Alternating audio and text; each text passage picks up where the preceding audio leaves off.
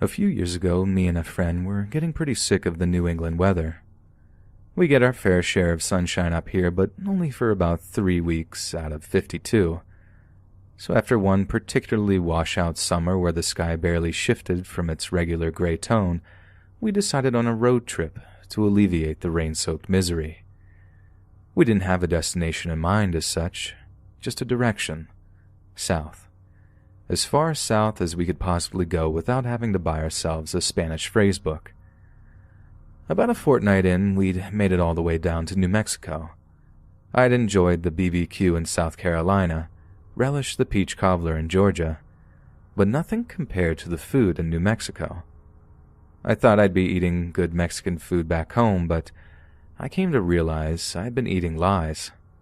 Turns out the closer you get to the border, the better the food gets. Mexican food isn't all about spice either, although that is a big part of it. But even then it's not that bear mace kind of burning hot that we might associate with it.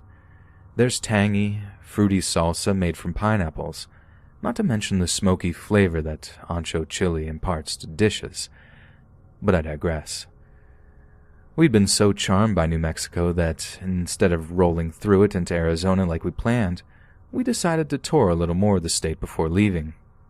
This meant we rolled down dusty roads, visiting little cowboy towns and antojito joints along the way. So at one point, we're still a few hundred miles away from our planned stop and we're getting pretty tired. Driving at night can be disorienting and dangerous, so instead of just switching over while the driver sleeps in the back seat, we decided to just pull over and sleep a few hours until dawn before we get back on the road. The only problem was finding somewhere safe enough to park up. Now, when I picture New Mexico, I picture the kinds of adobe brown desert scenes made famous by old westerns. But as it turns out, New Mexico has its fair share of snow-capped mountains and lush green forests. We happened to be driving by one such patch of tall pines when we called our rest stop. So we pull in and turn down a dirt road and wind it among the trees. We're taking it slow, trying to find a turn-off or campground to park up at to get some shut-eye. It took a while, but we found one, parking up and turning off the engine before unpacking our sleeping gear and leaning back the seats. As you can imagine, though, New Mexico gets real warm and stays real warm well into the night. So although it'd leave us prey to the mosquitoes, cracking the window to allow some much-needed fresh air in was absolutely essential. It was actually kind of nice for a while, lying there, drifting off with the sound of crickets chirping and coyotes yipping in the hills. It was relaxing listening to the sounds of nature, until I heard a sound that was distinctly unrelaxing. The sound of hushed human voices. My eyes opened in the darkness as I strained to hear just what these voices are saying, but I can't make out anything specific, just that at least 2 people are talking amongst themselves in hushed tones. This is a big red flag for me. Sometimes you get people walking past your car when you're trying to sleep, mostly in cities, but sometimes out in the sticks too. If they're loud, it generally means they're just drunk and headed home. Sure, drunk can be another kind of red flag for danger, but not nearly as much as actual hushed voices. Whispers mean a person doesn't want to be heard. Whispers mean someone is up to no good. Although we're from a state where legislation has made firearm ownership pretty much next to impossible, we weren't about to roll down the deep south without proper protection. Not so much from the people. All our interactions with people in the southern states were overwhelmingly positive, but there's no reasoning with a bear or a rattlesnake. So we stopped at the first gun show we found in West Virginia to pick up something small but powerful, a .44 snub-nosed revolver. The moment I heard those hushed, whispering voices, I popped the glove compartment and took it out. After I made sure it was loaded, I leaned over to my buddy and gently shook him awake. "Huh? What? What time is it?" His eyes were bloodshot, his voice croaky. "Listen to me." The fear in my voice had him paying attention. "There's someone outside." We talked it over countless times, what we'd do if someone tried to rob or kidnap us. What was at first a morbid mental exercise had suddenly become all too real.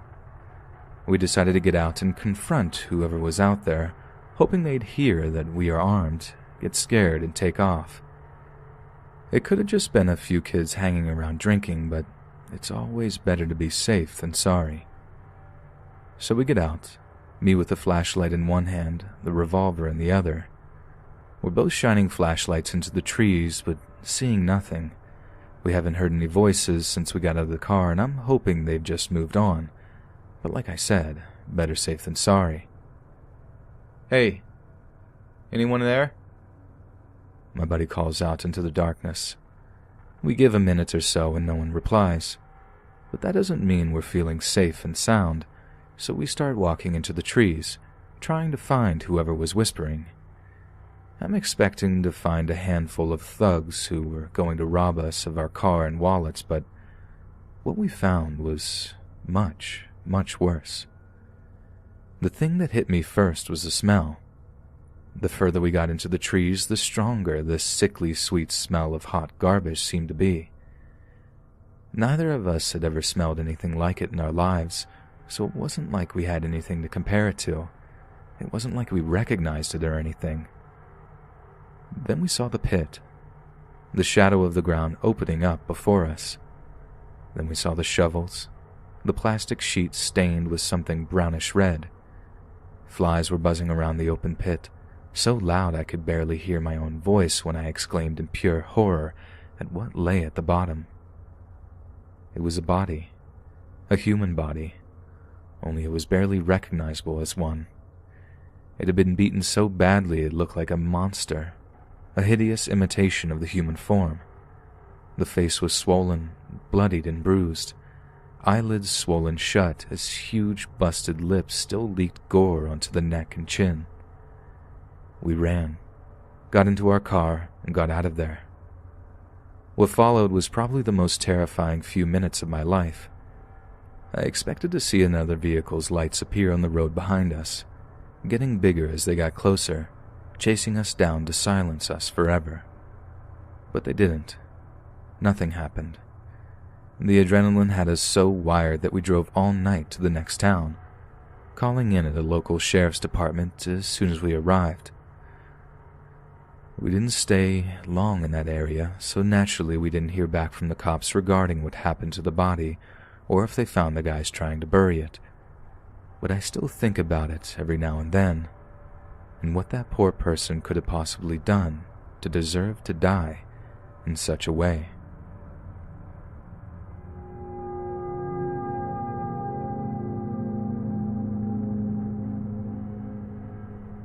Me and my friends are grunge freaks.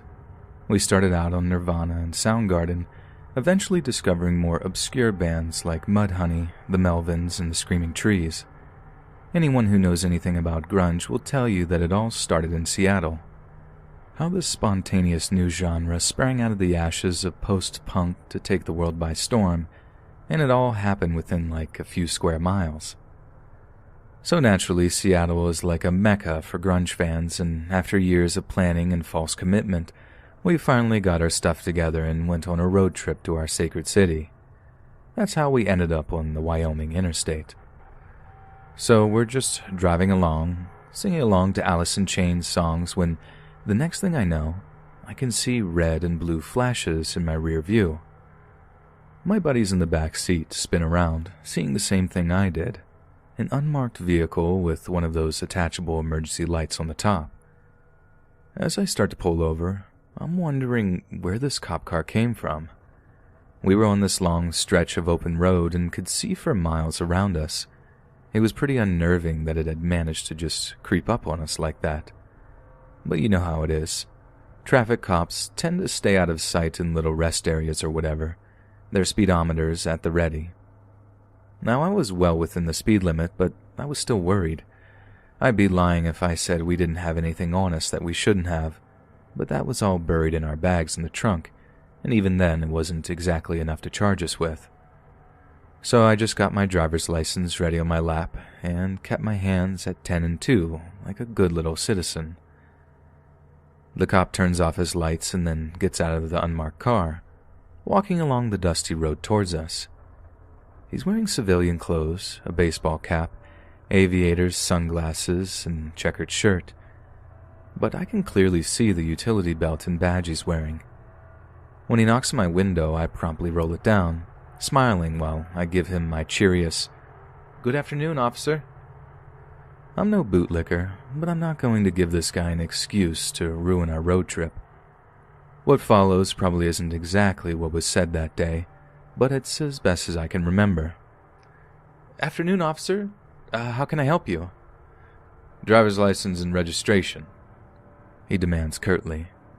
"Sure thing." I take one hand off the steering wheel and hand him my license. He takes a long, careful look, first at my license, then at me. "Detroit, huh?"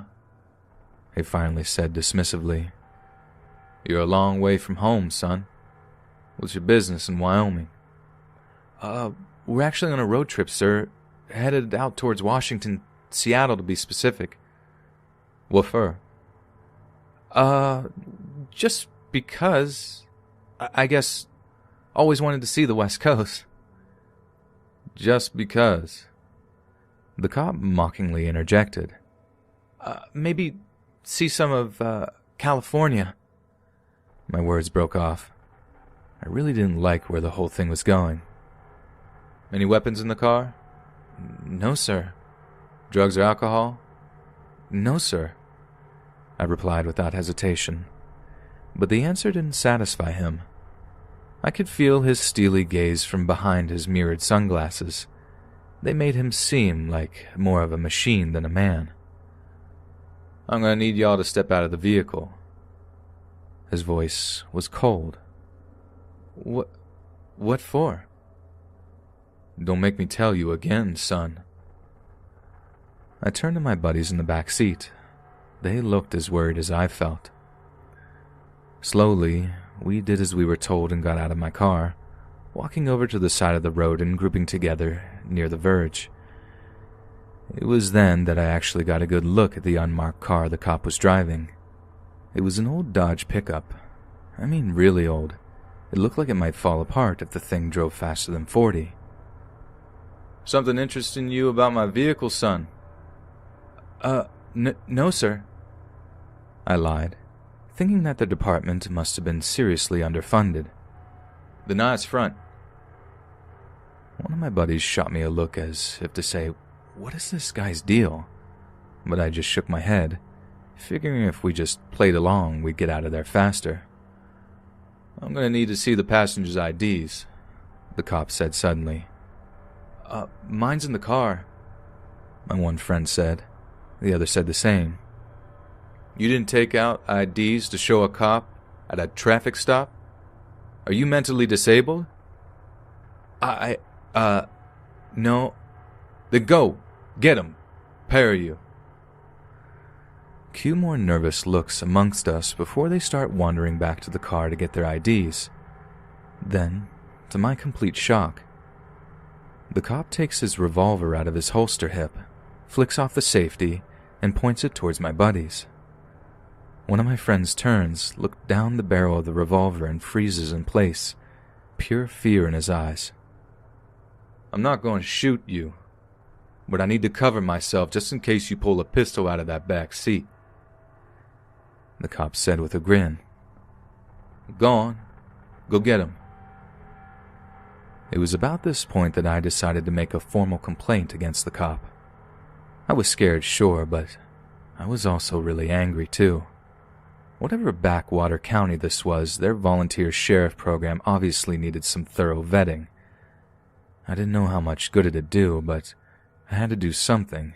This idiot had to pay.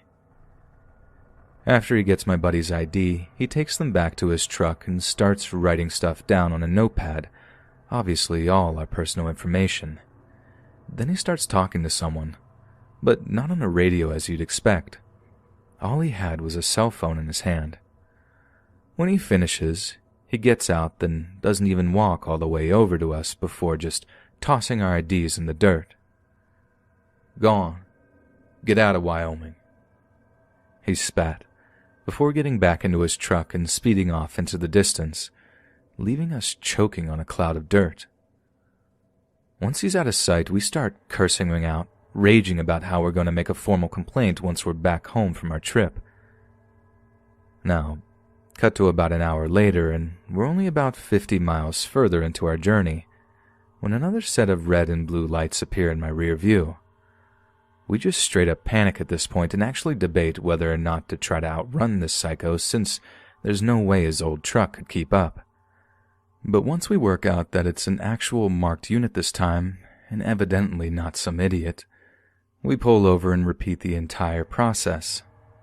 Only, it doesn't go quite the same way. I'll just tell you what you need to know. At some point I mentioned to this uniformed cop that I've already been stopped like just an hour before. He looks confused and asks where we'd been pulled over. I didn't know any place names by heart, but I insisted it was less than 100 miles back the way we came. When the uniformed cop tells us that that's impossible, it takes all my will not to ask the guy if all Wyoming cops are as incompetent as this. But then he finishes his sentence. I'm the only highway patrol in the county right now. If it wasn't me who pulled you over, I really don't know who did.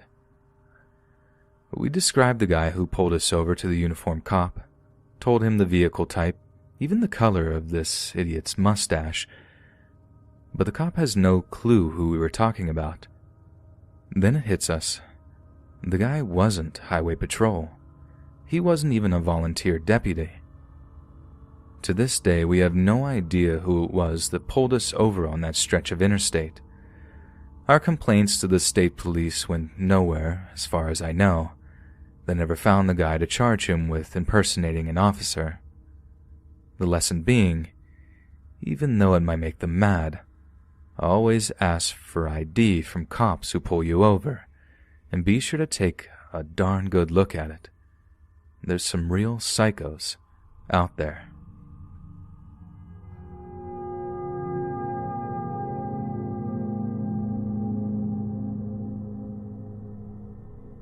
Many years ago now, my family and I were on a road trip, going to visit Big Bend National Park down in Texas. This was way before the World Wide Web, mind you. That's important for you to know, and you'll know why in a moment. We were trying to plan where to stay, having picked up several brochures for actual ranch stays in the area at the time. There were only about 3 or 4 to begin with. We narrowed them down to 2, which appeared to list the very same things. Horseback riding. It's important to note here that when we made reservations, we verified that the horses would be available during our visit when we called. Swimming, rooms with air conditioning, etc. We wanted horseback riding, and there were only about 2 that actually offered it. One was $10 cheaper than the other one. The cheaper one we assumed was cheaper because it was further out in the country than the other one, which was right in the middle of town. We kind of liked the idea of the quiet desert. Neither brochure had any pictures, so we could only guess about this. Oh my, how we wish we had seen pictures. But first, you know how we selected it because it was further out of town? We had to take a coarsely graveled road to get to the ranch. The road was about 18 miles long, and we got an actual flat, and not just any flat. We blew a huge hole in the tire. Sure, we had a spare, but the point is that we're in the middle of the Texas desert with very little water, and it's fast approaching midday. It's actually really dangerous to be out there since you can develop heat stroke literally within about 20 minutes of being exposed to that kind of heat. The size of the hole in the tire meant that a patch was impossible. We also didn't know any numbers for local mechanics, so we're kind of panicking when this other truck comes rolling along. He eyes us up and down, seeing that we're city folk, and you can tell straight away he has nothing but contempt for us. He starts telling us all about how dangerous it is to be stuck out here in the desert, how quickly rattlesnake venom can kill you dead, how the vultures pick clean the bones of anything that falls victim to the elements out there. That's if the bandits or smugglers didn't find us first. The local guys sold us a new tire for, are you ready for this? $150. Yep. Keep in mind that this was about 25 years ago, so imagine how much that would be now. And it wasn't like we couldn't not buy it. We had no choice. It was literally buy the tire or face the consequences. So we paid for the tire and went on our way. When we arrived, we gaped in horror at the scene before us. The place we chose, this cheaper one, wasn't a hotel ranch at all. They were actually trailers sitting on a rocky hill. I kid you not. I'm talking mobile homes lifted and sitting on tons of rocks on hills. Sure, they were weighted down and there was a graded edge, but you had to actually climb the rocks to get to the trailer or cabin. Rocks, and you had to carefully ascend them. How a place like this ever got a business license nor have a lawsuit filed against them is beyond me. I guess in those days, I suppose, people weren't as sue-happy as they are now, though I do remember it was getting started good, but I digress. When we checked in the dining room, we were informed that the horses were not out for the summer yet, and this was in May, in South Texas, where it's summer nearly all year round. This, after we had been told that they would definitely be available on that date. Fine. We ate our dinner in the dining room, which was at the bottom of the rock hill. We went to make our way up the hill to the trailer, and my foot slipped on a rock, and the next thing I knew I was falling off the rocks. My ankle was sprained. Now how in the heck I was supposed to finish climbing up there to get to the room? For that matter, how would I ever go back and forth? So we finally get to the room, and I elevate my foot on the bed. I'm hot, I'm tired, and I just want to sit for a few minutes, thanking God that at least this bad day is nearly over. I turn on the TV, hoping to find something relaxing to watch. We were told that the cabins had satellite TV, which was just getting started good. Unfortunately, we could only pick one channel. Was it any surprise, then, that the one channel we got was only in Japanese? Are you kidding me? This was the Texas desert. I could see Spanish, but Japanese? I showed my teenage son, but he said it wasn't Japanese text. It was a language he'd never seen before, and he's really into Asian cartoons and whatnot. The shower was completely broken. It only drizzled water, and that water was scorching hot. Not useful at all. We weren't able to take a shower while we were there, and believe me, we needed to. Later, we joked about it, saying that we felt like we were in Chevy Chase's National Lampoon's Vacation movie, where nothing goes right. It's funny now, though obviously it wasn't back then. It is those kind of trips that create truly vivid memories. But the first night, we hardly slept. There were weird noises of things moving outside the mobile homes, things sniffing and scratching in the dirt outside. It was horrible. We told ourselves it was just coyotes, but I know coyotes and they don't make those noises. The next morning, my husband took a walk in the fields around us. When he got back, he told us to pack our bags. The horses weren't missing at all. They were all in a field about a mile out from our mobile homes, all laying in a field, flies buzzing around where their corpses lay. As we left for the Big Bend area, we decided to stop in at the other ranch we had considered. It was nauseating to discover that that place was perfect. The bedrooms were authentic looking. The beds were old Texas-style beds, the kind that are a large box with a mattress on it. The horses were out front. The TV worked and had HBO. They had an amazing shower room, and the dining room had ceiling fans. Oh my, what a mistake we had made. It would only have been an extra $10. Needless to say, the lesson we learned was to never, ever book a stay anywhere without first seeing pictures. That seems like duh advice for today, but back then there wasn't much we could do about it.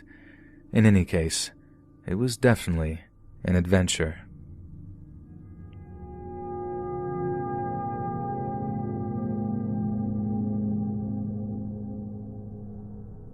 A few years back, my friends and I decided to see the country. We'd grown up around Sacramento area, and as much as we loved our native Cali, we knew well that the lower West Coast is hardly a decent representation of the United States. Apparently, there's a huge stretch of land between the coasts called America, or at least that's what some would have you believe. But either way, I didn't want to go off to college and into full-time work without having a story or two to tell my dorm mates. So, cut to about 3 days into the journey. We're on our way to our first real stop in Boise, Idaho. My buddy's hooked his iPhone up to the minivan speakers via an auxiliary cable and is in the process of playing every single road trip-related song he could possibly find. I might have been annoyed if his music taste wasn't so good. Keep your eyes on the road and your hands upon the wheel. We all roared along with Jim Morrison, Roadhouse Blues blasting so loud I could barely hear the van's engine. It was so much fun. We dreamed of the ultimate road trip and now we were actually living it. Didn't even need a beer to feel the buzz of it. Just a few miles outside of Boise, we see someone standing by the side of the road in the distance. It's important to remember the frame of mind we're in, romanticizing the road. We were all Jack Kerouac that day. I mean, I've never normally stopped for a hitchhiker. I've always watched way too many horror films. But since there was 4 of us packed into that van, a kind of collective bravado had taken over us. So as we pass the dude and see he actually has his thumb out, we collectively flip. I stop the van in the middle of the road and slowly start reversing up towards where this guy stood. "Need a ride, dude?" He instantly looked elated. He'd obviously had no luck for a few good hours, and a van full of teenagers was like a godsend to him. I could kind of see why people might pass him. He looked a little rough with this weird kind of young-old vibe going on. Like his clothes were fairly modern, but his skin was leathery as all get out. Like he'd spent all day underneath Utah or Nevada sun. "Y'all going to Boise?" he asked in a gravelly voice. "Sure are, dude. Hop in." So the guy tells us his name is Jimmy, and that he's actually from Idaho originally, but has spent a lot of time out of state for work. We asked him what he does for a living, and he gave us some weird answer about being a contractor. Said his last job was really constrictive, and he was really happy to get away from it, and was just heading back into Boise to see some old friends. He starts telling us stories from time to time on the road, and it sounded like he was something of a wild child in the early 80s. How he went to California looking for work and ended up getting in a few scrapes with the law. At one point, one of my buddies asked Jimmy if he'd spent any time inside. I really don't know what he expected the answer to be, but all of a sudden, Jimmy's tone changes completely as he shoots my friend a daggered look. "No, and I don't ever intend to," he replied contemptuously. The atmosphere in the van shifted. It was super awkward for a few miles, but the conversation soon returned to normal with us swapping stories and sharing laughs. After about an hour or so of continuous driving, we were getting closer and closer to Boise, but it was around then that we hit our first serious speed bump. I look in the rearview mirror and see an Idaho State Police cruiser. As it's speeding up behind us, I move over a little to let it pass. Only it doesn't. Then, Jimmy saw the cop car and ducks down in the seat. We started laughing and joking about him being a fugitive or something, only he doesn't join in. He just stays down in the seat and doesn't make a sound. As soon as the cop car's lights turn on and the siren blared across the highway, I knew what was about to happen. It was like I could see the whole thing pan out in my head in slow motion, and I was powerless to do anything to stop it. It was far too late for that. I actually started slowing down to pull over, purely wishful thinking on my part. I expected to hear Jimmy say something, and I was right. Only it wasn't him that spoke first. "What? You have a gun?" one of my buddies cries. "You keep this thing moving. Don't stop for nothing." I hear him cock the hammer on his weapon. I didn't even turn around to see what it was. "You slow this van down and I'ma shoot every single one of you, you hear?" I've never been so scared in my entire life. I could hear the cop shouting over his loudspeaker. "Driver, pull the vehicle over to the side of the road right now." But I couldn't. We were trapped. It was only about then that I checked the fuel gauge out of habit. It turned out to be a godsend. In our foolish revelry, we'd passed numerous gas stations we really should have stopped at to refuel. Now we only had a few miles worth of gas. All we'd have to do was wait for it to run out. I remember feigning a kind of solidarity with the guy, assuring him I wouldn't pull over until we'd passed state lines on the other side of Boise. My buddies must have thought I was nuts, but they didn't know what I did. They didn't know that all we had to do was run the clock out. "Oh, we're running out of gas." "Oh, sorry, dude, I'm gonna have to pull over. Your best chance is to just jump out and run. Just run and never look back." Jimmy ate it up. It was an Oscar-winning performance, if I do say so myself. He actually patted me on the shoulder as I slowed the van down and edged over to the roadside. "You're a good kid. You'll do all right," he said. I remember his breath smelling rotten. When I finally pull the car over, one of my buddies slides the van door open and Jimmy hauls it into the trees. One of the cops jumps out, securing us in the van while his partner got this big dog from the backseat of their cruiser and chased the guy through the woods. We were there for an hour or two while the cops searched our van, but we didn't have anything illegal on us. Thank God we finished all the beer we'd managed to wrangle the night before, or we might have actually had something to worry about. Once it was established that the guy was basically holding us hostage, they let us go, and one of the cops actually tells me I did the right thing. They didn't catch him, and as far as I know, they never have. But whatever the case, I know Jimmy can't have been the dude's real name. No one was hurt, nothing was damaged, but still, I have zero intention of ever picking up a hitchhiker again.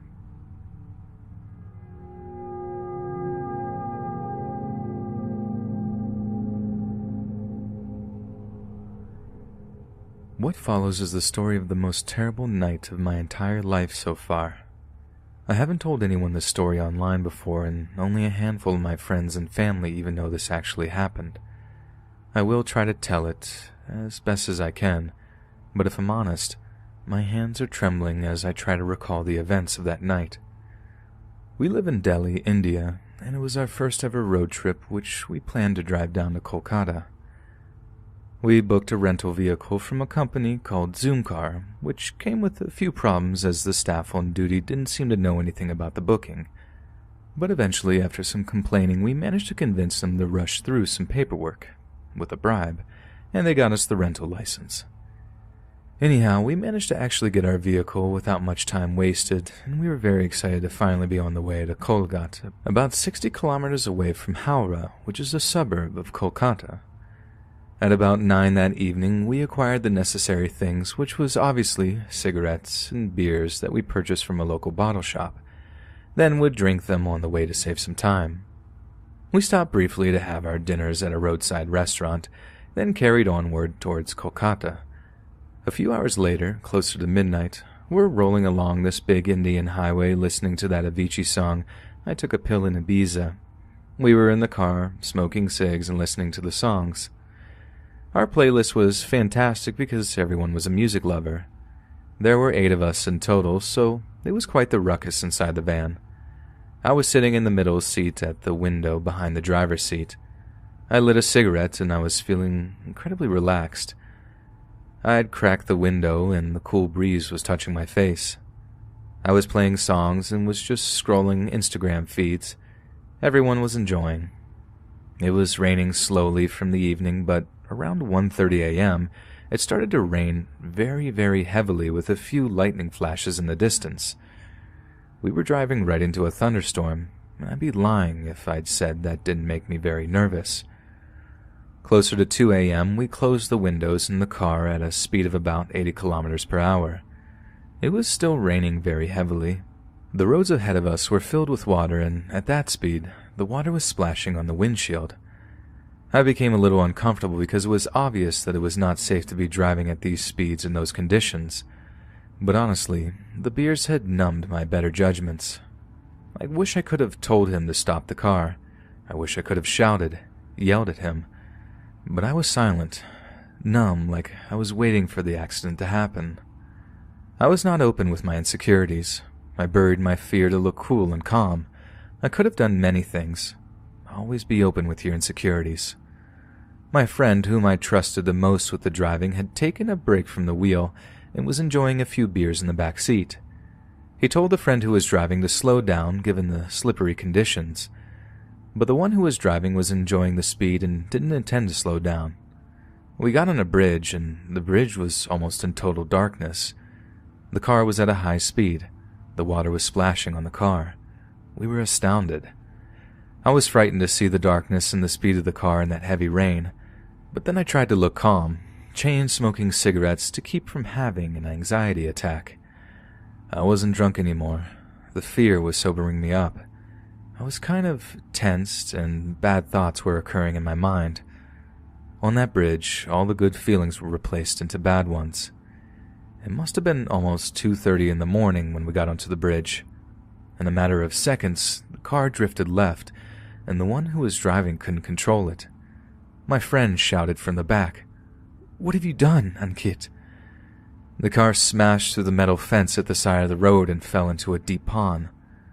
For some minutes, I was rendered unconscious, but the water level soon stabilized and we looked for the first chance to get to safety.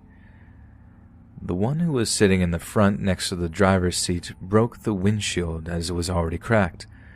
We got out and we were drenched in water. I took my phone as it was my phone playing the song, Rich Love by One Republic. Everybody else's phone was nowhere to be found. Nobody was hurt except three of us including me. I was bleeding in the rain and my light t-shirt was drenched with blood. I was bleeding from my ears and fingers of my right hands. I couldn't stop the bleeding simultaneously. The one who was driving got hurt in the legs from the accelerator, and the one who was sitting next to him got hurt in the ears and nose. I got myself out from that pond, taking the support of my friends and the wrecked car.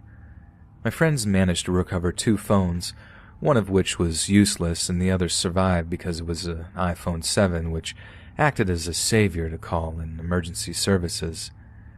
When we left for the hospital, I was feeling cold from blood loss, and the EMT provided me a towel soaked in water to stop the blood, which was pouring out from the ear.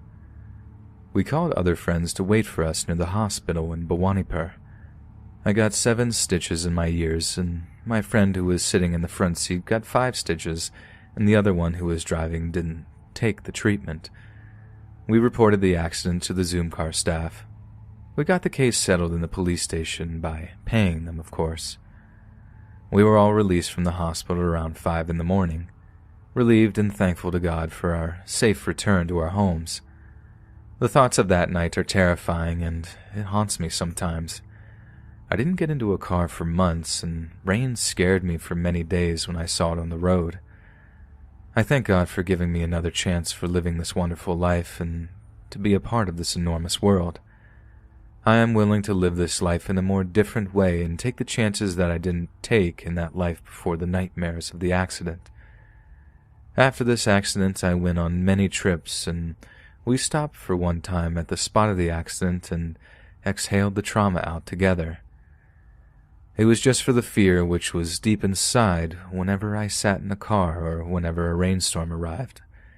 It was basically all about feeling good and getting rid of the fear and terrible thoughts of that night.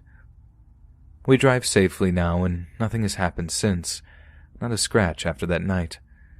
And I would like to share one more thing which is a little bit shocking. In one of the many trips we got the same red-color van which was with us the night on 2 a.m. drenched with water and blood.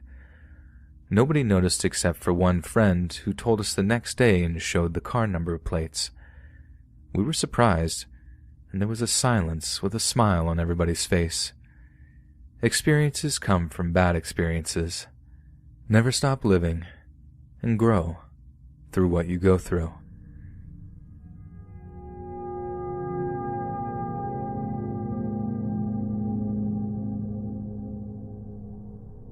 Lyle Thomas McCann was born near Red Deer, Alberta, on August 24, 1931, as part of a large family of Scottish descent. He met his wife Marie in Torrington in the early 1950s, and the couple married just a few years later, eventually moving to St. Albert in 1964, where they lived ever since. Lyle was employed for most of his life as a long-haul truck driver, making journeys all over Canada and the United States to support Marie and their 3 children.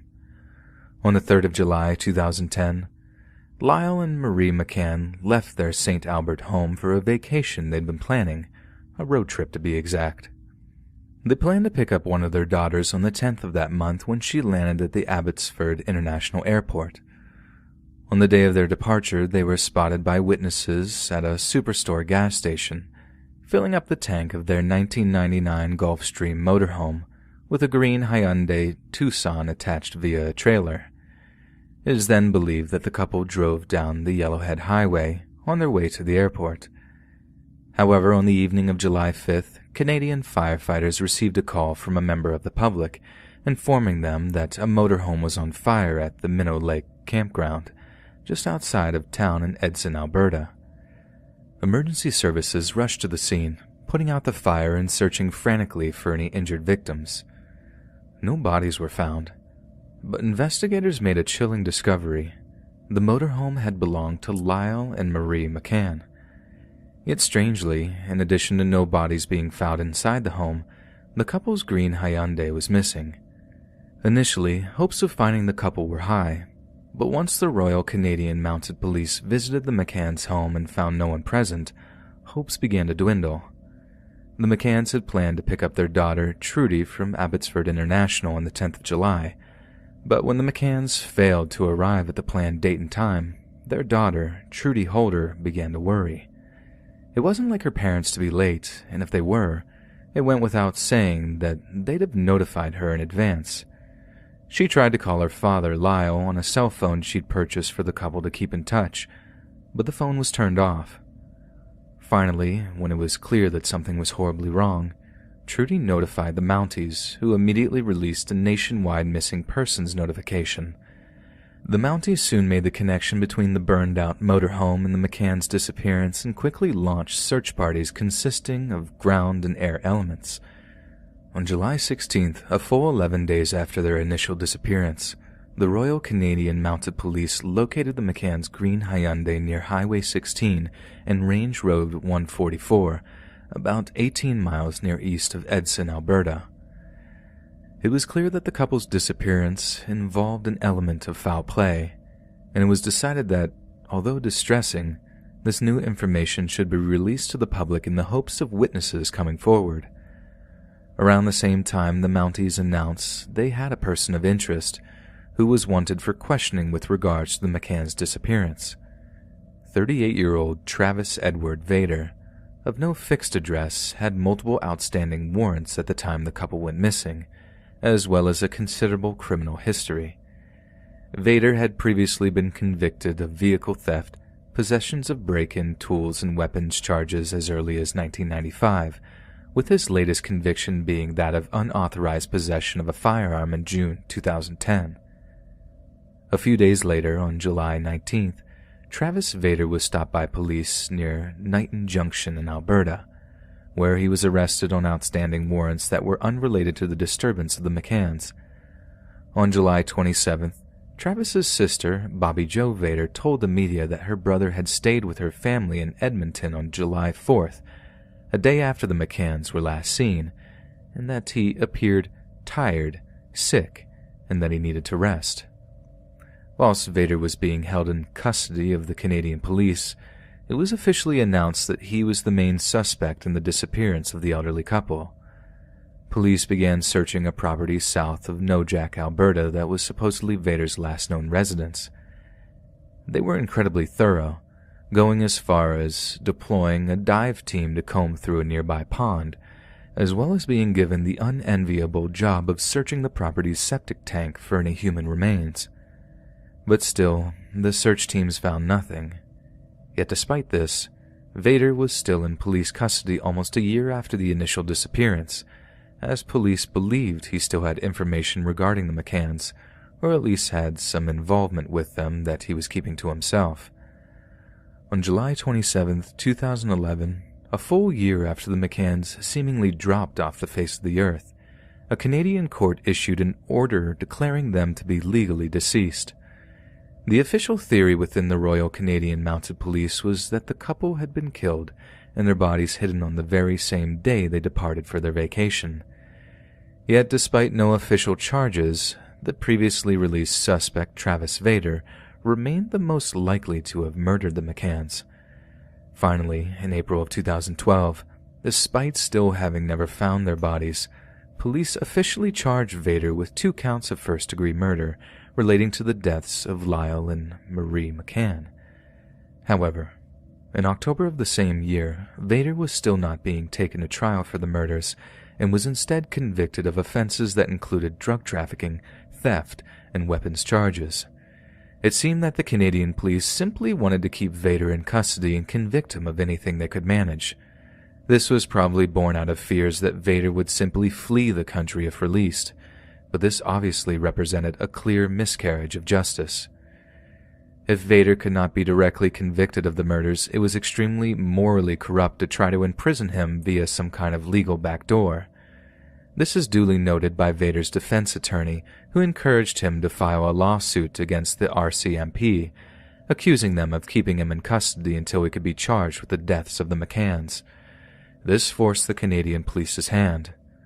A trial was thrown together, but it didn't go their way. On October 8, 2014, Travis Edward Vader was found not guilty of all 9 charges unrelated to the disappearance of the McCanns and released from custody shortly afterwards. Upon his release, Vader told the media that the RCMP had probably destroyed my life. They put me in jail for 4 years to investigate me when there was nothing there to begin with, and that he knew nothing about the McCanns and that his heart goes out to them. It appeared that Vader was an innocent man. But on December 19, 2014, despite there still being no signs of the McCanns' bodies, Vader was arrested in St. Albert yet again in relation to the deaths of the McCanns. On September 15, 2016, Travis Vader was found not guilty of first-degree murder. He was, however, found guilty of second-degree murder. The verdict attracted immediate criticism from legal experts, who claimed that it relied on a law that had been previously ruled unconstitutional. Not only that, but how can there be a murder conviction first or second degree when absolutely no human remains had been found? On October 31, 2016, Justice Thomas reversed the original conviction, and Vader was convicted of manslaughter. At his sentencing just a few months later, Vader received a single term of life in prison, with the eligibility of parole in 7 years. But the question remains, was Travis Vader actually guilty of the McCanns' murders, or did the Canadian state simply scapegoat a quirky but overall innocent man just to satisfy the public's need for justice? Until their bodies are located, this question might never be fully answered.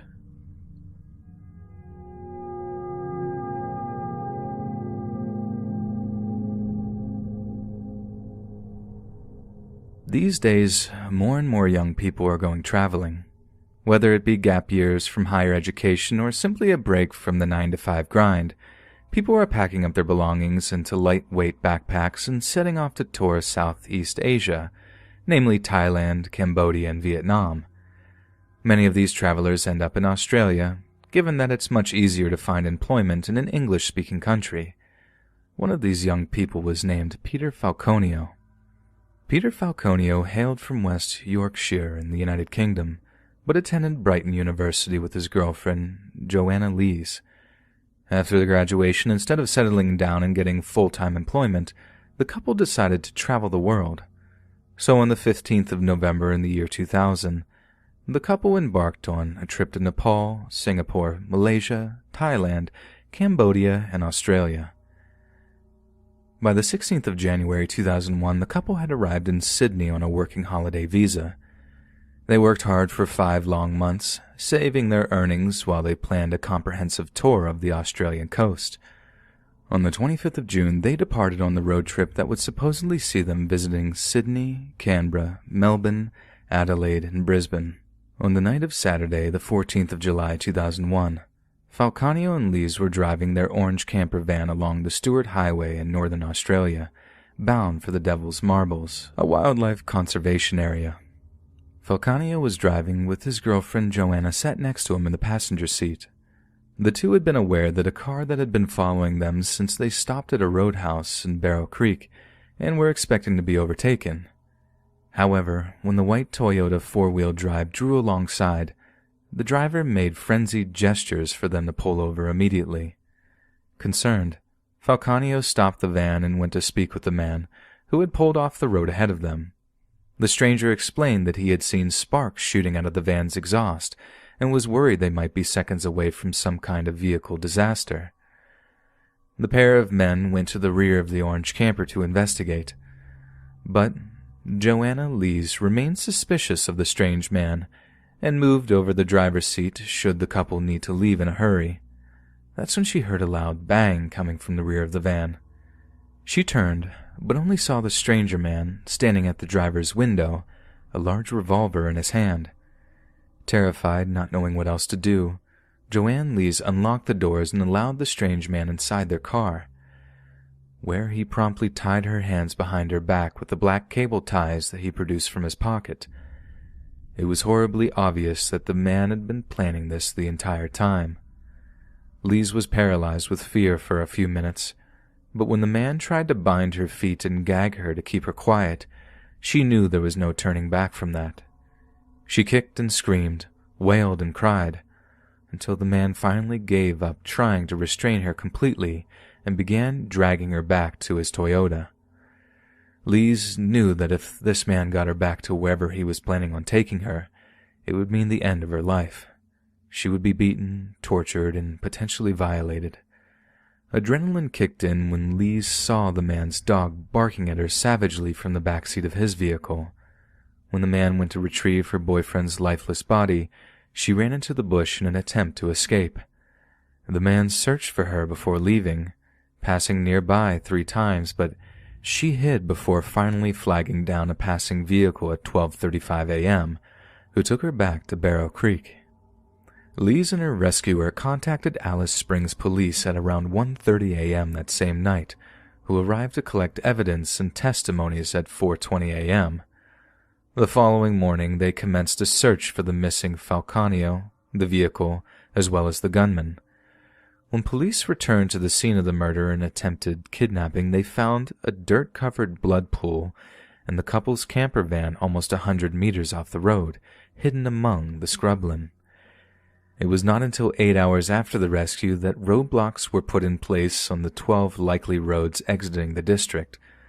Police searches of the area in the following months revealed nothing but Lee's footprints, and although 4 indigenous Aboriginal trackers arrived from a nearby settlement within a few days, not one of them could find evidence of Falconio or his attacker. Given the lack of an actual corpse, it took the police some days to appreciate the severity of the crime, but the media were quick to sensationalize Lee's story as one of survival against all odds in an unusually cruel and brutal crime. A reward of 250,000 Australian dollars was posted. Police were desperate for new leads given that the only new evidence in the Falconio case was an unidentified male DNA trace on Lee's t-shirt and some related DNA on the cable ties and camper van's gear stick. Police were hopeful that the release of the CCTV footage would lead to the person shown coming forward to remove themselves from suspicion. When this did not happen, investigators began to focus on the registered owners of the Toyota Land Cruiser identified, and on the 36 men whom callers had identified in the footage. Based on these results, police interviewed a man by the name of Bradley John Murdoch.